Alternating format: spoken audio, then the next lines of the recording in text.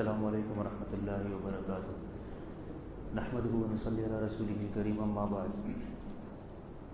یہ کسی کی بائک پر چابی لگی رہ گئی تھی جو یہ مؤذن کے پاس ہے، تو ان سے رابطہ کر کے دیکھ لیجیے۔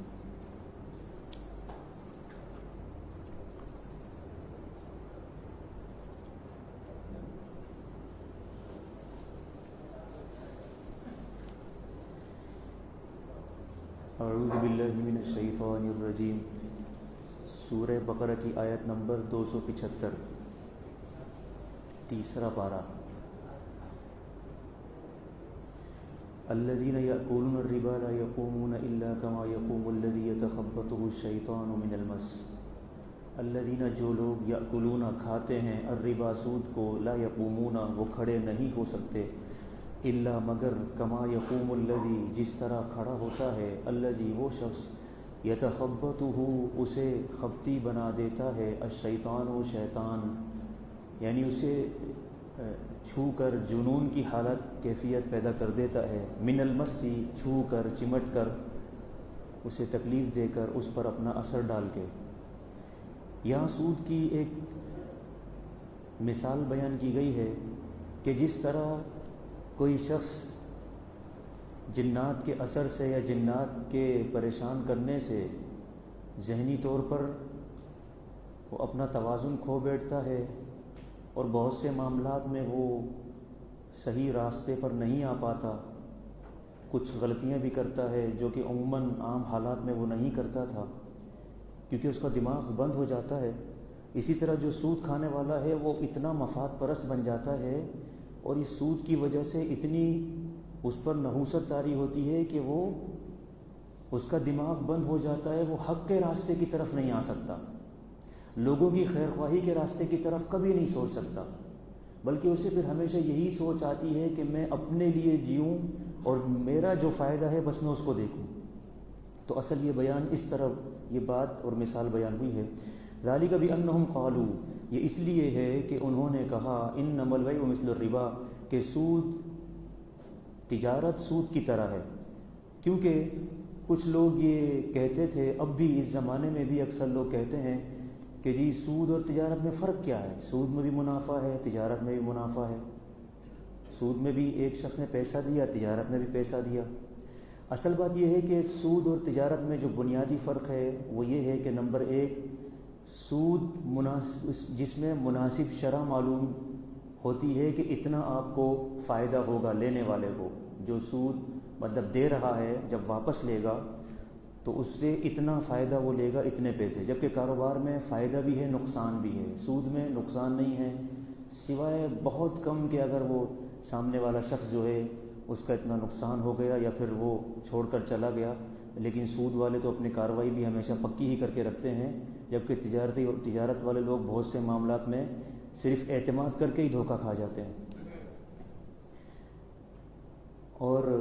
باہمی رضامندی سے جو کام جائز ہو تو اس میں اگر سود شامل ہو جائے تو وہ سود ہی ایک ناجائز چیز ہے۔ تو آپ یہ نہیں کہہ سکتے کہ تجارت میں باہمی رضامندی ہوتی ہے تو سود میں بھی باہمی رضامندی سے بات طے ہوئی ہے، دینے والے لینے والے کے درمیان طے ہو گئی کہ بھئی اتنا میں قرض لوں گا اور پھر اس کے عوض میں اتنا دوں گا۔ تو حرام چیز میں، ناجائز کام میں باہمی رضامندی کی کوئی حیثیت نہیں ہے۔ جو جائز کام ہے اس میں باہمی رضامندی کی ضرورت ہے، تجارت ہے، لین دین ہے، خرید و فروخت ہے۔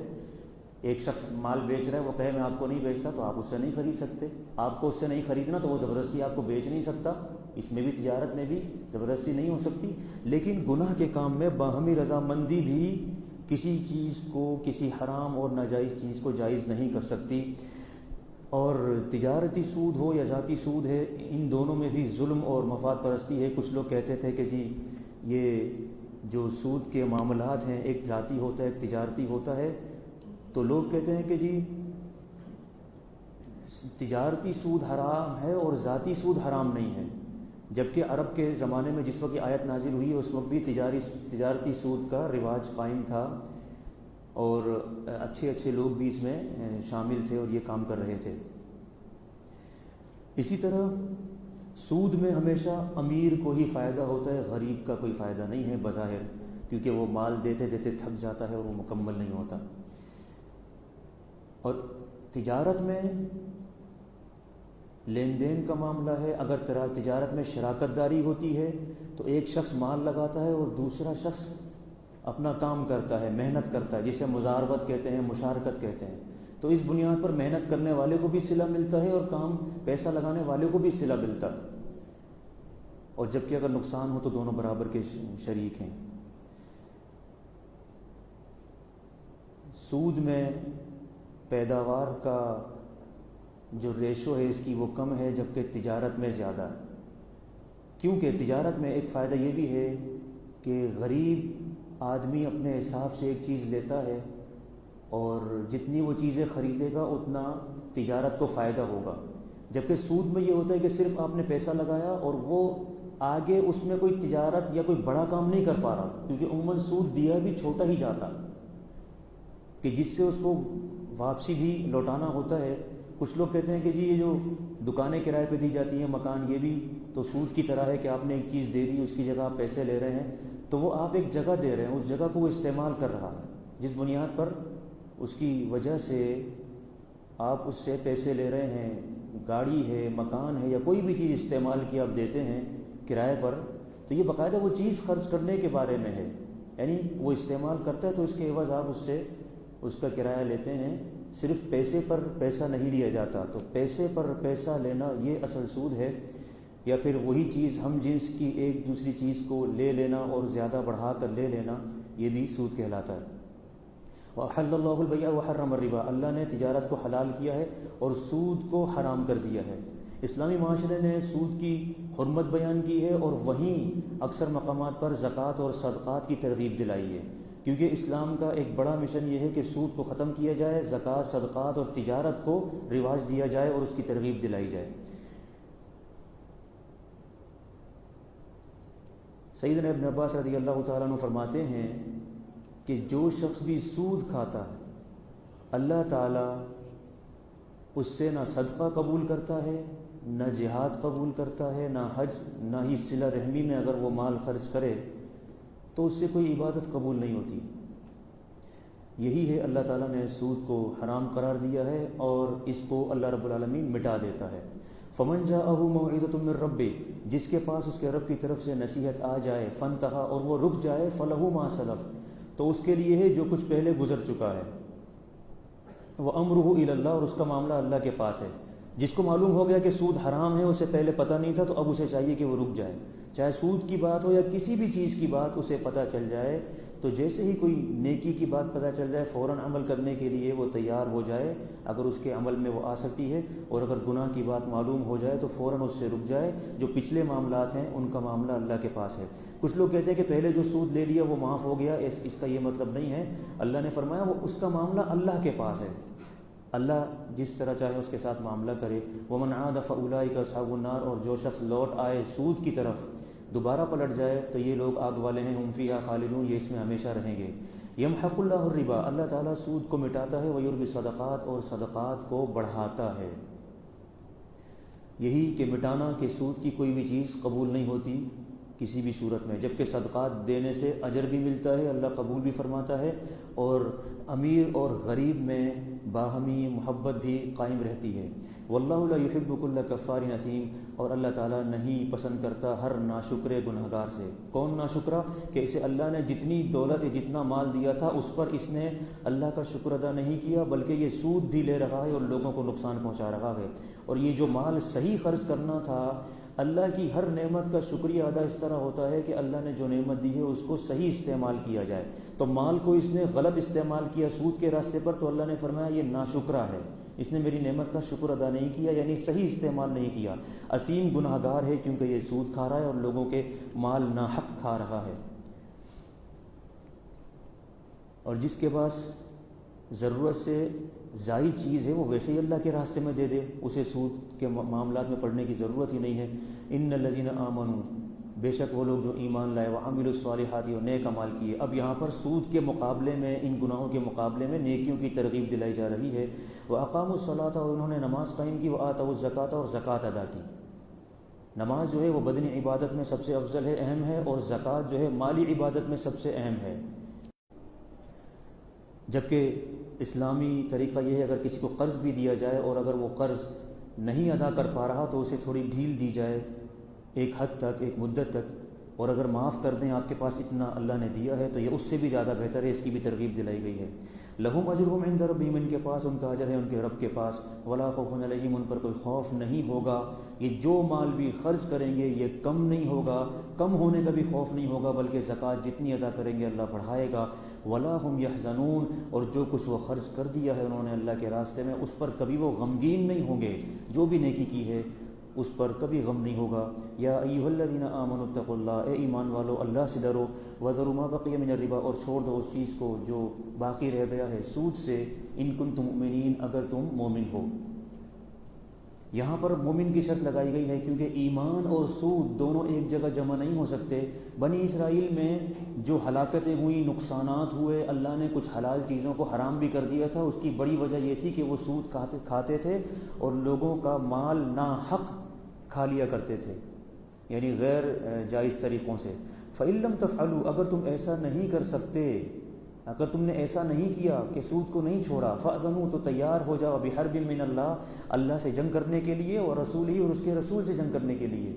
یہ اتنا بڑا گناہ ہے کہ اس میں اللہ تعالیٰ نے یہ اعلان کر دیا کہ اللہ اور رسول سے جنگ کے لیے تیار ہو جاؤ۔ یعنی جو شخص سود کھاتا ہے گویا کہ وہ یہ اعلان کرتا ہے نعوذ باللہ کہ میں اللہ اور رسول صلی اللہ علیہ وسلم سے جنگ کرنے کے لیے تیار ہوں، اور وہ شخص کبھی جیت نہیں سکتا، کیونکہ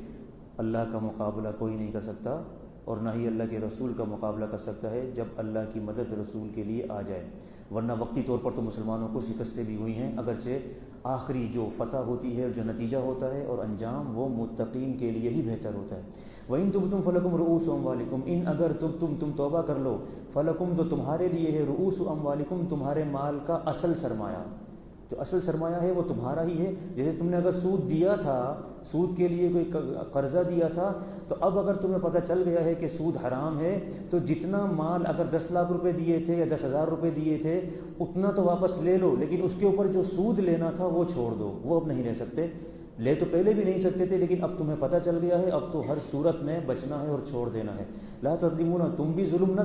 نہ کرو سود لے کر، ولا تظلمون، اور تم پر بھی ظلم نہ کیا جائے کہ تم پورا مال ہی چھوڑ دو اس وجہ سے کہ اس میں سود کی ملاوٹ ہو گئی۔ نہیں، 10,000 دیے تھے تو وہ جو قرضہ دیا تھا 10,000 کا وہ تم واپس لے سکتے ہو، اس کے علاوہ جو 1,000 2,000 یا 500 200 روپے سود لگا کے تم نے طے کیے تھے وہ مت لینا۔ وَإِن كَانَ ذُو عُسْرَةٍ، اور اگر کوئی شخص تنگ دست ہو، فَنَظِرَةٌ إِلَىٰ مَيْسَرَةٍ، اگر تم نے اسے قرض دیا تھا اور وہ ادا نہیں کر پا رہا ہے، عسرہ مطلب تنگ دستی ہے، پریشانی میں ہے، فَنَظِرَةٌ، تو مہلت دینی ہے، إِلَىٰ مَيْسَرَةٍ، آسانی تک، اس کو تھوڑی مہلت دے دیں جب تک اس کے لیے آسانی ہو جائے۔ یہ ہے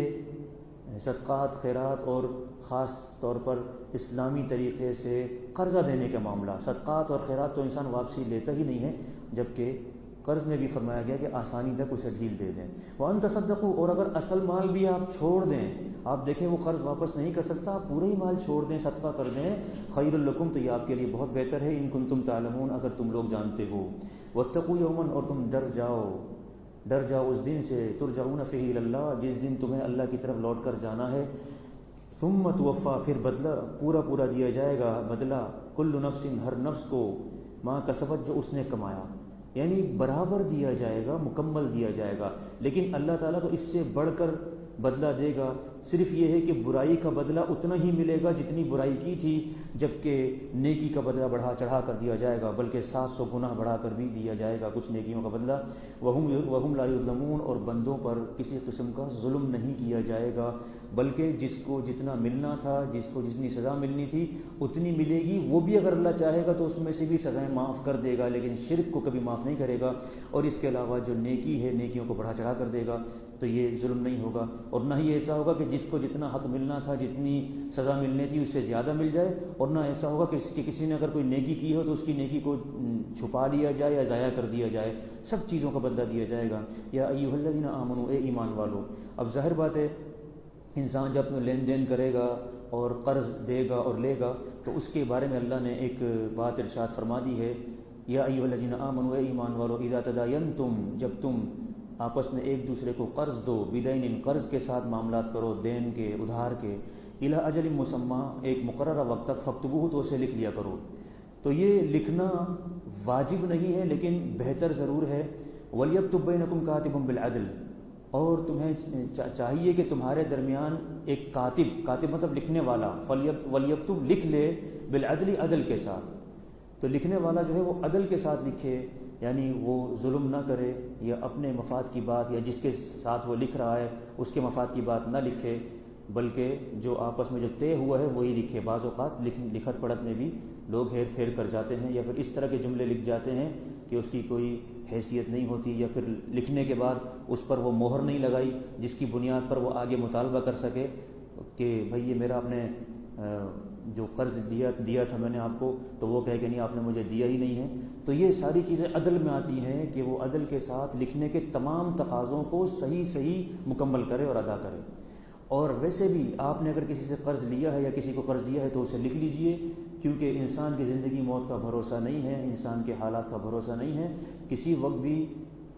اگر کسی کی ضرورت ہو تو وہ دیکھ سکے، گھر والے دیکھ سکیں. کبھی آپ سفر پہ گئے ہیں، پیچھے کوئی مطالبے کے لیے آ گیا تو آپ کی ڈائری میں لکھا ہوا ہے، کمپیوٹر میں، موبائل میں یا کسی جگہ پہ، تو گھر والے دیکھ سکیں. کوئی مطالبے کے لیے آیا ہے تو واقعی میں اس کا اتنا بنتا ہے. گھر والے آپ سے رابطہ فی الحال نہیں کر پا رہے ہیں، آپ حج میں یا کسی ایسی جگہ پہ آپ ہیں کہ فی الحال رابطہ نہیں ہو رہا، کم از کم ان کو یہ تو آئیڈیا ہو جائے گا کہ یہ شخص صحیح آیا ہے، غلط نہیں آیا. ورنہ بعض اوقات اس کی بنیاد پر بھی جھگڑے شروع ہو جاتے ہیں کہ کوئی آیا تھا، آپ گھر پر نہیں تھے، تو گھر والوں نے اسے ڈانٹ ڈپٹ کے یا برا بھلا کہہ کے بھگا دیا کہ تم ہوتے کون ہو، کیسے میرے گھر پہ آ گئے ہو،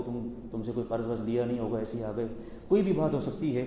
یا پھر لین دین کے معاملات میں کمی بیشی کا معاملہ ہو سکتا ہے. تو جب ڈائری میں دیکھیں گے تو پتہ چل جائے گا کہ یہ معاملہ اتنا ہی تھا جو سامنے والا کہہ رہا ہے، کوئی اس میں غلط بیانی نہیں ہے. یہاں پر ایک بات اور ہے، ولا یأبا کاتب، اور نہ انکار کرے لکھنے والا ان یکتب کہ وہ لکھنے سے انکار مت کرے. کما علمہ اللہ، جیسے اسے اللہ نے لکھنا سکھایا ہے، لکھنے کی طاقت تو اللہ نے دی ہے. فلیکتب، تو اسے لکھ لینا چاہیے. اس میں علماء کرام فرماتے ہیں کہ جس طرح لکھنے والے کے اوپر یہ لازم ہے کہ اگر موقع آئے تو وہ لکھے، علماء کرام فرماتے ہیں کہ جسے اللہ نے کوئی فن یا کوئی مہارت دی ہو اسے چاہیے کہ اپنی اس مہارت سے لوگوں کو فائدہ پہنچائے. ہم میں سے ہر شخص یہ دیکھے کہ مجھ میں کون سا فن اور کون سی مہارت ہے، اس سے وہ لوگوں کو فائدہ پہنچائے کسی بھی طریقے سے. مثال کے طور پر ایک چھوٹی سی مثال دیتا ہوں کہ آپ ڈھونڈیں غریبوں کو، یتیم لڑکوں کو، ان کو ڈھونڈیں، اور ان کے لیے آپ نہیں کر سکتے، آپ اپنے جاننے والوں میں دیکھیں. کوئی اگر کمپیوٹر جانتا ہے تو اس سے آپ کہیں کہ آپ ہفتے میں 1 2 دن 3 دن کی کلاس ان کو دے دیجئے. 4 افراد آپ کو مل گئے کمپیوٹر والے، تو آپ نے کہا ایک دن 2 2 گھنٹے آپ کلاس دیں گے تو آپ پر بھی بوجھ نہیں پڑے گا اور اس یتیم بچے کا بھی فائدہ ہو جائے گا. تو ہم تو اس کے لیے کوششیں کرتے بھی رہتے ہیں، کسی کو کہیں کورس کرا دیا، کسی کو کہیں بھیج دیا جہاں پر کورسز ہو رہے ہیں، کسی کے پاس لگا دیا کہ کوئی شخص اے سی کا کام کرتا ہے، کوئی فریج کا کام کرتا ہے، تو آپ نے ایک لڑکے کو وہاں لگا دیا کہ بھائی اس کو آپ جلدی جلدی سکھا دیجیے گا تاکہ یہ اپنے پیروں پر کھڑا ہو جائے اور خود کچھ کام کر سکے، بجلی کا کام کر سکے. تو یہ ہماری ذمہ داری ہے کہ جو اللہ نے ہمیں صلاحیتیں دی ہیں ہم خاص طور پر غریبوں کے لیے اس سے خرچ کریں. اور اگر میرے پاس کوئی صلاحیت نہیں ہے، میں جا نہیں سکتا، مجھے اللہ نے مال دیا ہے، تو میں اس مال کے ذریعے ایک ایسا نظام قائم کروں کہ ان غریبوں کے لیے جو لوگ کام کر رہے ہوں میں ان تک وہ معاملہ پہنچاؤں. چاہے غریبوں کے لیے کوئی کورس کروانا ہو تو وہاں اس کی فیس دے دی جائے کہ جس کی بنیاد پر وہ کوئی بجلی وغیرہ کا کورس کر کے وہ اپنے کام گھر کے سنبھال سکے. دیگر معاملات کو دیکھتے ہوئے ہر شخص اپنے لیے بہتر سمجھتا ہے کہ وہ کیا کچھ کر سکتا ہے. تو یہ ہماری ذمہ داری ہے کہ ہم ضرور یہ دیکھیں اور سوچیں. ولیملل، اور املا کرائے، الذی، وہ شخص، علیہ الحق، جس پر قرض ہے. ٹھیک ہے، جس پر حق ہے. حق سے مراد 2 ہیں، جس پر قرض ہے وہ بھی موجود ہو، یا پھر جو لینے والا ہے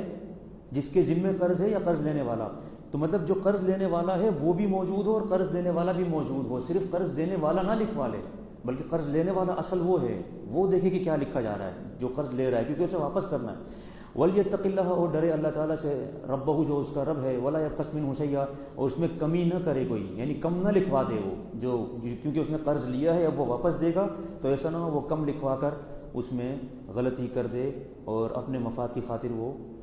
گناہ کا ارتکاب کر لے. فَإِنْ كَانَ الَّذِي، اگر ہو وہ شخص، علیہ الحق، جس پر حق ہے، یعنی قرض لینے والا، سفیہن،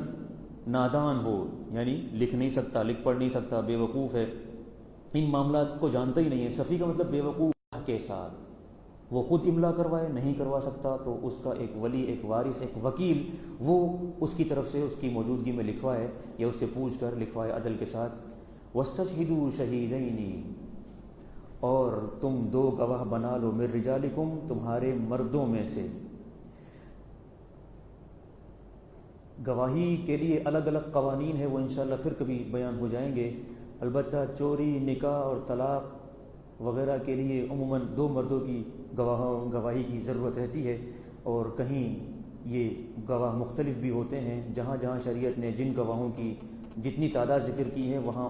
اتنی تعداد کو ہی ملحوظ رکھنا چاہیے۔ فَإِن لَمْ يَكُونَا رَجُلَيْنِ، اگر وہ دونوں آدمی مرد نہ ملیں، فَرَجُلٌ، تو ایک عورت، وَامْرَأَتَانِ، ایک مرد، وَامْرَأَتَانِ، اور 2 عورتیں، ایک مرد اور 2 عورتیں، ممن، ان لوگوں میں سے، تردونا، تم راضی ہوتے ہو، من الشہداء، گواہوں میں سے، یعنی گواہوں میں سے جن پر تم اعتماد کرو۔ تو اگر 2 آدمی تم میں سے نہ ملیں تو ایسا کرنا کہ ایک مرد اور 2 عورتیں گواہ بنا لینا، یعنی 2 عورتوں کی گواہی ایک مرد کے برابر کی گئی ہے یہاں پر۔ یہ صرف مالی معاملات کے لیے ہے، ہر جگہ ایسا نہیں ہے کہ جہاں بھی مرد حضرات کی گنتی ہو تو وہ کم ہو تو آپ عورتوں کو شامل کرنے، ایسا نہیں، صرف اس معاملے میں ہے، یا پھر کسی اور معاملے میں جہاں پہ اسپیسیفک عورتوں کا ذکر آیا ہو، جیسا کہ وہ جو دودھ پلانے والے معاملات ہوتے ہیں یا ولادت کے معاملات ہیں، تو یہ اگر ایک خاتون کہتی ہے کہ میں نے اس بچے کو دودھ پلایا ہے تو اس کی بات مانی جائے گی، کیونکہ وہ والدہ کا اس خاتون کا تعلق ہے، تو وہاں پر بھی عورت کی گواہی مانی جائے گی۔ ان تضل احداہما، کہ اگر بھول جائے ان دونوں میں سے ایک، فتذکرہ، تو یاد دلا دی، احداہما، ان دونوں میں سے ایک، الاخری، دوسری کو، یعنی 2 خواتین کو اس لیے رکھا گیا ہے کہ ایک اگر بھول جائے تو دوسری عورت اسے یاد دلا دے۔ اچھا، یہ زبانی گواہی کی ضرورت کب پیش آئے گی؟ نمبر 1، جب لکھا ہوا نہ ہو، نمبر 2، لکھا ہوا بھی نہیں ہے اور اختلاف بھی ہو رہا ہے۔ اگر اختلاف ہے ہی نہیں اور دونوں کہتے ہیں کہ ہاں بالکل یہی معاملہ تھا تو بات ختم۔ اختلاف کی صورت میں یہ گواہی بہت کام کی رہے گی، اہمیت کی حامل ہوگی، اور یا پھر کچھ باتیں لکھ لی ہوں اور کچھ باتیں لکھی نہ گئی ہوں بلکہ ذہن میں رہ گئی ہوں، تو اس موقع پر بھی یہ گواہی بہت زیادہ کام آئے گی۔ ولا یأبی الشہداء، اور نہ ہی انکار کریں گواہ، اذا ما دعوا، جب انہیں بلایا جائے، عدالت میں آنے سے، جج قاضی صاحب کے سامنے آنے سے گواہ انکار نہ کر دیں۔ اور یہ انکار کسی بھی صورت میں ہو سکتا ہے، یا تو انہیں ڈرایا جائے دوسری پارٹی کی طرف سے، یا پھر وہ خود ڈر جائیں، یا پھر وہ خود ہی گناہ کے مرتکب ہوں اور گواہی دینا نہ چاہیں تاکہ اس کا حق نہ مل سکے۔ ولا تسأموا، اور نہ تم سستی کرو، ان تکتبوہ، کہ اسے تم لکھ لو، یعنی اس کے لکھنے میں سستی مت کرنا، صغیراً، چھوٹا ہو، او کبیراً، یا بڑا ہو، الی اجلہ، اس کے مقررہ وقت تک سستی مت کرنا۔ ذالکم اقسط عند اللہ، یہ بہت زیادہ انصاف کے قریب ہے، بہت زیادہ انصاف والی بات ہے اللہ کے نزدیک۔ وَأَقْوَمُ، اور بالکل ٹھیک طرح قائم رہنے والی بات ہے، للشہادتی، گواہی کے لیے۔ وَأَدْنَىٰ، اور بہت ہی کم امکان ہے کہ اللہ ترتابو، کہ تم شک کر سکو، إِلَّا أَن تَكُونَ تِجَارَةً، مگر ہو تجارت، حاضرتاً، ہاتھوں ہاتھ، حاضر تجارت ہو، یعنی ہاتھوں ہاتھ لین دین ہو، تدیرونہا، تم گھماتے ہو اس کو، بینکم، اپنے درمیان اس کا لین دین کرتے ہو، فلیس علیکم جناح، تو تم پر کوئی گناہ نہیں ہے، اللہ تکتبوہا، کہ اسے تم نہ لکھو، واشہدوا، اور تم گواہ بنا لو، اذا تبایعتم، جب بھی تم خرید و فروخت کرو۔ اب یہاں پر یہ کفاروں کو حکم نہیں دیا گیا ہے، اس آیت کی ابتدا ہی یا ایھا الذین آمنوا سے ہوئی ہے، تو اگر کوئی شخص لکھوانا چاہتا ہے تو آپ یہ مت کہیے کہ جی آپ کو تو مجھ پر بھروسہ ہی نہیں ہے، آپ مجھ سے کیوں لکھوا رہے ہیں، آپ ایفیڈیوٹ کے پرچے پر سائن کیوں کروا رہے ہیں، اسٹیمپ کیوں لگوا رہے ہیں، کیا میں مسلمان نہیں ہوں، کیا میرے پر بھروسہ نہیں ہے؟ نہیں، بلکہ جو بھروسے والا آدمی ہے، جو مسلمان ہے، وہ تو خوش ہوگا کہ جی ٹھیک ہے، میں بھی چاہتا ہوں کہ لکھیں، اچھی بات ہے، تاکہ ایک چیز پکی لکھی رہے، ہمیں اگر 6-8 سال گزر بھی جائیں تو ہمیں پتہ رہے کہ جی 12,586 روپے کا قرضہ لیا گیا تھا، تو یہ تو اچھی بات ہے۔ جو نیک نیت والا انسان ہوگا وہ کبھی نہیں کہے گا، جس کے نیت میں کھوٹ ہوگی یا پھر وہ اپنے آپ کو بہت زیادہ ہی تقوی کا کوئی پیکر سمجھتا ہوگا جو کہ شریعت کے خلاف ہے، وہ یہ بات کرے گا کہ جی آپ مجھ سے لکھنے کی بات کر رہے ہیں، تو یہ بات غلط ہو جائے گی، شریعت کے خلاف بات ہو جائے گی۔ ولا یضر کاتب، اور نہ ہی کاتب یعنی لکھنے والے کو ستایا جائے، یہ نہیں کہ لکھنے والے کو بلا وجہ بار بار تنگ کیا جائے، ٹھیک ہے۔ ولا شہید، اور نہ ہی گواہ کو، نہ بار بار اسے تنگ کریں، نہ بار بار اسے بلائیں، نہ ایسا نہیں ہے کہ وہ دن ہو رہا تو آپ بار بار اسے دروازے پر پہنچ رہے ہیں کہ جی آ جاؤ ذرا معاملہ دیکھنا ہے، نہیں، ایک وقت ہوتا ہے۔ دوسری بات یہ ہے کہ اگر آپ اسے کہیں لے کے جاتے ہیں گواہ کو یا کاتب کو، اور اس میں اس کا خرچہ لگتا ہے، مثال کے طور پر وہ تو پنجاب میں تھا وہ شخص، اور گواہ تو وہاں بنایا گیا تھا، اب اس کو یہاں لانے کی ضرورت ہے، تو یہ تو آپ کا حق بنتا ہے کہ آپ اسے کرایہ دیں۔ وہ اگر آ سکتا ہے تو ٹھیک ہے، لیکن ورنہ آپ اس کے اخراجات برداشت کریں گے کیونکہ آپ نے اس کو بلایا ہے۔ تو یہ بھی اس میں آتا ہے کہ جس نے لکھا ہے اس کو تکلیف نہ دی جائے بلا وجہ، بلکہ اس کے ساتھ عدل سے کام لیا جائے، چاہے لکھنے والا ہو چاہے گواہ کو کورٹ میں بلایا جائے، اور نہ ہی اس سے کوئی غلط بیانی دلوائی جائے، نہ گواہ سے۔ وَإِن تَفْعَلُوا، اور اگر تم ایسا کرو گے فَإِنَّهُ فُسُوقٌ بِكُمْ، تو وہ تمہاری طرف سے گناہ ہے۔ وَاتَّقُوا اللَّهَ، اور ڈرو اللہ تعالیٰ سے، وَيُعَلِّمُكُمُ اللَّهُ، اور اللہ تمہیں سکھاتا ہے۔ یہاں پہ اللہ تعالیٰ نے دو باتیں فرمائی ہیں کہ اللہ سے ڈرو، اللہ تمہیں سکھاتا ہے، یعنی اللہ سے ڈرتے ہوئے جو اللہ نے تمہیں سکھایا ہے، لکھنے کا فن سکھایا ہے اور املا کرانے کا فن سکھایا ہے، تو اس میں اللہ سے ڈرتے ہوئے عدل کے ساتھ لکھنا ہے اور لکھانا ہے۔ واللہ بکل شیء علیم، اور اللہ تعالیٰ ہر چیز کا جاننے والا ہے۔ اگر غلط لکھو گے تو اللہ جانتا ہے، اور صحیح لکھو گے تو وہ بھی اللہ جانتا ہے، اللہ تمہیں اس کی جزا دے گا۔ وَإِن كُنتُمْ عَلَىٰ سَفَرٍ، اگر تم کسی سفر میں ہو، وَلَمْ تَجِدُوا كَاتِبًا، اور تمہیں کوئی لکھنے والا نہ ملے، تجدو یعنی تمہیں موجود نہ ہو تمہارے سامنے لکھنے والا، فَرِحَانٌ، تو گروی لینی ہے، مقبوضہ جو کہ قبضے میں رکھنی ہے، یعنی کوئی بھی چیز ادھار کے بدلے میں لے لینی ہے، جب وہ ادھار وہ پیسے واپس کیے جائیں گے تو وہ چیز آپ واپس کر دیں گے۔ فَإِنْ أَمِنَ بَعْضُكُمْ، اور اگر اعتماد کر لے تم میں سے کوئی شخص، کچھ لوگ، بعضاً کچھ لوگوں پر، فَلْيُؤَدِّ، یعنی اگر اعتماد کی فضا قائم رہی اور آپ نے گروی نہیں لی تو پھر بھی ٹھیک ہے، کوئی حرج والی بات نہیں ہے، لیکن پھر بتایا ہی جا رہا ہے، حکم دیا جا رہا ہے، فَلْيُؤَدِّ، تو چاہیے کہ ادا کر دے، الذی، وہ شخص، اؤتمن امانتہ، جس پر اس کی امانت رکھوائی گئی ہے، یعنی جس کو امانت کے طور پر قرض دیا گیا ہے، اس پر اعتماد کیا گیا ہے، کوئی لکھت پڑھت نہیں ہوئی، کوئی گروی نہیں رکھی گئی، یا گروی اس موقع پر تھی نہیں، تو اب اسے چاہیے کہ وہ اپنی اس امانت کو واپس لوٹا دے جس سے اس نے قرضہ لیا تھا۔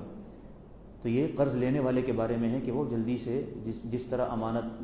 میں ایک آپس میں معاہدہ ہوا تھا، اس معاہدے کے مطابق وہ واپس لوٹا دے اچھے انداز سے۔ وَلْيَتَّقِ اللَّهَ رَبَّهُ، اور اسے بھی چاہیے کہ وہ اس اللہ سے ڈرے جو اس کا رب ہے۔ وَلَا تَكْتُمُوا، اور نہ تم چھپاؤ، الشہادۃ، گواہی کو، وَمَن يَكْتُمْهَا، اور جو شخص اس گواہی کو چھپائے گا، فَإِنَّهُ آثِمٌ قَلْبُهُ، تو اس کا دل گناہ گار ہے، کیونکہ عموماً باتیں دل میں چھپائی جاتی ہیں، اس لیے یہ فرمایا کہ دل گناہ گار ہے۔ اور دوسری بات یہ ہے کہ دل گناہ گار ہے کیونکہ اگر دل صحیح ہے تو انسان کے اعمال بھی صحیح ہوتے ہیں، اگر دل گناہ گار ہے تو پھر انسان کے اعمال بھی خراب ہوتے ہیں، تو اس لیے یہاں پر فرمایا کہ جو شخص گواہی کو چھپائے گا اس کا دل گناہ گار ہے، یعنی اس کی خرابی دل سے شروع ہوئی ہے جو یہ باتیں کر رہا ہے۔ اور دوسری بات یہ ہے کہ جو شخص بھی جس کا دل پاک ہوتا ہے وہ اچھے کام کرتا ہے، اور جس نے گواہی کو چھپایا اس کے بارے میں اللہ نے فرمایا کہ اس کا دل گناہ گار ہے، تو جو جھوٹی گواہی دے گا تو وہ تو اس سے بھی بڑا گناہ گار ہے، اس کے بارے میں کتنی وعید سخت ہوگی۔ واللہ بما تعملون علیم، اور اللہ تعالیٰ ان چیزوں کو جانتا ہے بخوبی جو تم عمل کرتے ہو، یعنی اللہ کے جاننے کا مطلب یہ ہے کہ تمہارے اعمال کے مطابق وہ جانتا ہے، تو جاننے کی وجہ سے تمہارے اعمال کے مطابق بدلہ دے گا۔ تو یہ مت سمجھو کہ کوئی ہمیں جاننے والا نہیں ہے، ہم خاموشی سے لکھت پڑھت میں بھی تبدیلی کر سکتے ہیں، گواہ کو بھی چینج کر سکتے ہیں، بیانات غلط دلوا سکتے ہیں، اللہ تو دیکھ رہا ہے۔ للہ ما فی السماوات وما فی الارض، اللہ ہی کے لیے ہے جو کچھ آسمانوں میں ہے اور زمینوں میں ہے۔ وَإِن تُبْدُوا، اور اگر تم ظاہر کرو، ما، وہ چیز، جو فی انفسکم، جو تمہارے نفسوں میں ہے، دلوں میں ہے، او تخفوہ، یا اسے چھپا لو، خفی مخفی رکھ لو، یحاسبکم، محاسبہ کرے گا وہ تمہارا، بھی اس کا، اللہ تعالیٰ تمہارے اس بارے میں تم سے پوچھ گچھ کرے گا کہ یہ ایسا معاملہ کیا تھا، اور اس کے مطابق تمہیں اس کی جزا دے گا۔ تو اللہ ہی کے لیے سب کچھ ہے، یہاں بتایا جا رہا ہے، چاہے تم ظاہری طور پر کوئی معاملہ کرتے ہو یا پوشیدہ طور پر کوئی معاملہ کرتے ہو، اللہ ہی جانتا۔ تو اس طرح کی آیات جب نازل ہوئیں تو صحابہ کرام کافی پریشان ہوتے تھے کہ پتہ نہیں ہمارے دلوں میں کوئی بات آئی ہو تو اللہ اس کا محاسبہ نہ کر لے، کبھی کوئی ایسی بات آ جائے تو کہیں ہماری پکڑ نہ ہو جائے۔ سیدنا علی رضی اللہ تعالیٰ عنہ کا بھی قول ہے، جب یہ آیت نازل ہوئی تو ہم کافی پریشان ہو گئے۔ یہ آیت فَيَغْفِرُ لِمَن يَشَاءُ، وہ اللہ تعالیٰ بخش دیتا ہے جسے چاہتا ہے، وَيُعَذِّبُ مَن يَشَاءُ، اس میں انسان کو شک کرنا چاہیے، ورنہ انسان کا ایمان جاتا رہتا ہے، کیونکہ ہمارے ایمان کا تقاضا یہ ہے کہ جہاں اللہ پر ایمان لانا ہے، کتابوں پر، فرشتوں پر، وہاں تمام رسولوں پر ایمان لانا ہے۔ لیکن بات وہ مانی ہے جو ہماری کتاب یعنی قرآن اور حدیث میں موجود ہو، جو اللہ نے ہمارے نبی صلی اللہ علیہ وسلم پر نازل فرمائی ہے۔ وقالو، اور اہل ایمان نے کہا، سمعنا، ہم نے سن لیا، واطعنا، اور ہم نے اطاعت کی، غفرانک، تیری مغفرت چاہتے ہیں، ربنا، اے ہمارے رب، والیک المصیر، اور تیری ہی طرف لوٹ کر جانا ہے۔ یہاں پر یہ بات ارشاد فرمائی کہ پہلے وہ کہتے ہیں سمعنا واطعنا، ہم نے سنا اور اطاعت کی۔ انسان جب سنتا ہے اور اطاعت کرتا ہے تو اس کی دعا قبول ہونے کے چانس مزید بڑھ جاتے ہیں۔ اللہ تو گناہ گار کی بھی سنتا ہے، لیکن گناہ گار کی جب بھی سنے گا جب وہ دل سے اللہ کے سامنے حاضر ہوگا۔ صرف زبان سے کہتا رہے تو اللہ اس کی نہیں سنتا، دل سے وہ سچی توبہ کرے اور اللہ سے مانگے۔ تو اس لیے ہمیں چاہیے کہ ہم اپنے معاملات کے لیے اللہ سے دعائیں کریں، اور ان دعاؤں سے پہلے کوئی نیکی کر لیں تو اور اچھی بات ہے۔ 2 رکعت نماز پڑھ لی، صدقہ دے دیا، کسی کے ساتھ مدد کر دی، کوئی بھی اچھا کام کر لیا، اس کے بعد اگر آپ دعا کریں گے تو اس آیت کی روح سے اور جلدی دعا قبول ہوگی۔ اور اللہ تعالیٰ یہاں دعا ہو رہی ہے مغفرت کی، تو نیکیوں سے تو اللہ ویسے بھی گناہ بخش دیتا ہے، غلطیاں معاف ہوتی رہتی ہیں، پھر انسان دعا بھی کر لے تو اور زیادہ معاف ہوتی۔ لا یکلف اللہ نفسا، اللہ تعالیٰ نہیں تکلیف دیتا کسی نفس کو، الا وسعہا، مگر اس کی طاقت کے مطابق۔ تو کوئی شخص یہ مت سمجھے کہ اللہ نے جو بھی حکم دیا ہے یا جس چیز سے منع کیا ہے تو اس میں انسان کے لیے مشکلات ہیں، پریشانی ہیں، ہرگز ایسی بات نہیں ہے، بلکہ اللہ نے تو آسانیاں رکھی ہیں۔ جو کھڑے ہو کر نماز نہیں پڑھ سکتا بیٹھ کر پڑھ لے، جو روزہ اس وقت نہیں رکھ سکتا وہ بعد میں رکھ لے، تو یہ تو اللہ نے آسانیاں دی ہیں۔ اللہ نے ایک ہی جیسا قانون ہر جگہ پہ نہیں بنایا۔ لہا ما کسبت، اسی کے لیے ہے، اس نفس انسان کے لیے ہے جو کچھ اس نے کمایا ہے، یعنی جو کچھ اس نے اچھائی کی ہے وہ اسی کو اس کا اجر ملے گا، وعلیہا، اور اسی پر اس کا وبال ہے، اس کا گناہ ہے، مکتسبت، جو اس نفس نے کمایا، یعنی جو برائی اس نے کمائی اس کا وبال بھی اسی پر پڑے گا۔ ربنا لا تؤاخذنا، اے ہمارے رب ہماری پکڑ نہ کرنا، ان نسینا، یہ بھی دعائیں سکھائی گئی ہیں، ان نسینا، اگر ہم بھول جائیں، او اخطأنا، یا ہم سے غلطی ہو جائے، ربنا، اے ہمارے رب، ولا تحمل علینا، اور مت ڈالنا ہم پر، اسرن، ایسا بوجھ، کما حملتہ، جس طرح تو نے ڈالا تھا اس بوجھ کو، علی الذین، ان لوگوں پر، من قبلنا، جو ہم سے پہلے تھے۔ اصل میں جیسا کہ یہودیوں نے بچڑے کی پوجا کی تو اللہ نے فرمایا کہ توبہ اس صورت میں قبول ہوگی کہ ایک دوسرے کو قتل کرو، تو انہوں نے کھڑے ہو کر ایک دوسرے کو قتل کیا، ان کی توبہ اس طرح قبول کی گئی جو توبہ قبول کرنا چاہتے تھے۔ زکوٰۃ کا چوتھا حصہ انہیں دینا ہوتا، تو بنی اسرائیل میں عموماً یہ جو بڑے بڑے گناہوں کی توبہ قتل کی صورت میں، اور بھی مزید صورتیں بتائی گئیں، اور انہیں کافی مرتبہ ڈرایا دھمکایا گیا، اور پھر کچھ لوگوں کو ہلاک بھی کیا گیا۔ مال غنیمت ان پر حرام تھا، تو یہ ایک تھوڑی سی ان کے لیے ایک طریقے سے بوجھ تھا، ایک بڑی چیز تھی۔ کپڑے پر اگر پیشاب لگتا تو بعض روایات میں آتا ہے تو کپڑے کو ہی کاٹنا پڑتا، جبکہ ہماری شریعت میں ایسا حکم نہیں ہے، یہ یہودیوں کی شریعت میں اس طرح کے معاملات تھے۔ پھر روزہ بھی لمبا تھا اور طویل تھا، تو ہمارے لیے اللہ نے کافی آسانیاں کی ہیں، اور اس کا مطلب یہ نہیں ہے کہ اللہ نے ان پر ظلم کیا، نعوذ باللہ، بلکہ ان کے مطابق انہیں دیا۔ اب جیسے وہ لوگ تھے جو قوم عاد تھی، وہ اور قوم صالح، یہ جو لوگ وہاں رہتے تھے پہاڑوں میں تراش کر گھر بناتے تھے، تو اللہ نے فرمایا قوم عاد تو وہ لوگ تھے کہ ہم نے ان کو اتنی طاقت دی تھی، جب ان کو ہلاک کیا گیا تو ایسا لگتا تھا کہ یہ کھجور کے تنوں کی طرح پڑے ہوئے ہیں، اتنے بڑے اور اتنے طاقتور، اور ان کو گھمنڈ ہو گیا تھا اپنی طاقت پر۔ تو اللہ نے ہر ایک کی طاقت کے مطابق، حیثیت کے مطابق اسے احکامات دیے ہیں۔ تو ہمیں بھی یہ دعائیں بار بار کرنی چاہیے تاکہ اللہ تعالی ہماری غلطیوں اور کوتاہیوں کو ہمیشہ معاف کرتا رہے۔ ربنا،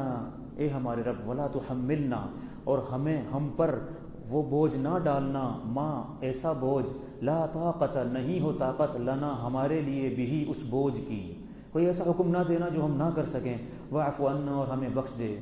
یہاں پہ تفسیر میں لکھتے ہیں علماء کرام، واعف عنا یعنی ہمیں معاف فرما دے ان گناہوں کے درمیان جو ہمارے اور تیرے، یا اللہ، تیرے اور ہمارے درمیان ہیں، یعنی وہ غلطیاں جو ہم نے تیرے حق میں کی ہیں وہ معاف فرما دے۔ واغفر لنا، اور ہماری بخشش فرما دے ان گناہوں میں جو ہم نے آپس میں، بندوں نے آپس میں ایک دوسرے کے ساتھ کیے ہیں، حق تلفیاں کی ہیں یا ناراضگیاں ہوئی ہیں۔ ورحمنا، اور ہم پر رحم فرما، یعنی ہم پر رحم فرما مستقبل میں بھی